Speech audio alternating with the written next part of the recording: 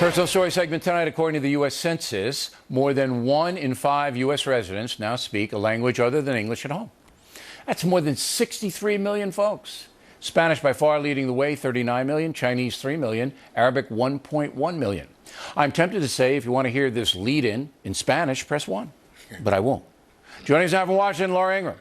Here in New York City, Juan Williams, both are Fox News analysts.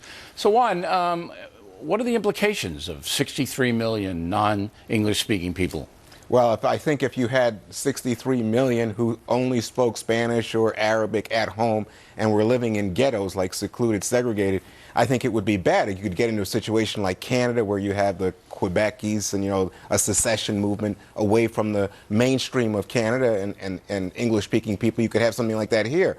But I think you have to keep in mind there's a new National Academy of Sciences report, Bill, and it says that English proficiency among this much larger group of immigrants than we've seen ever before in American history, it's close now to matching the height, actually learn English much more quickly than previous waves of immigrants. All right, and I think that has to do with the school system. Laura, what say you? Well, it's hard to say how it expands beyond speaking at home. I mean, immigrants in the early part of the 1900s, I mean, my mother's parents spoke Polish at home, but they also insisted that their children speak English at home. Now, I don't know how much of that is going on, but we do know, Bill, that there are jobs now that you apply for that I always hear about on my radio show, that if you don't speak Spanish in places like Texas, in certain job sectors, you're at a real disadvantage. I hear this at least a couple of times a week from but folks that's a who call into my skill set, show. though. That never bothered me because, look, if you're a retail person and you're down in South Texas and you want to sell, you're going to have salespeople who speak Spanish. Are you in favor of people getting ballots in Spanish or Farsi or Pashto, voting ballots? Because that happens across the United States. And public schools have got to teach in English as well. They can have classes where they tutor. Right, but let's talk about that, because in Arlington, Massachusetts, which is not a huge school district, but a few years ago, a piece was written in Massachusetts, and 33 different languages and cultures and learning experiences are part of the learning process now in Arlington. Now, that's not cheap.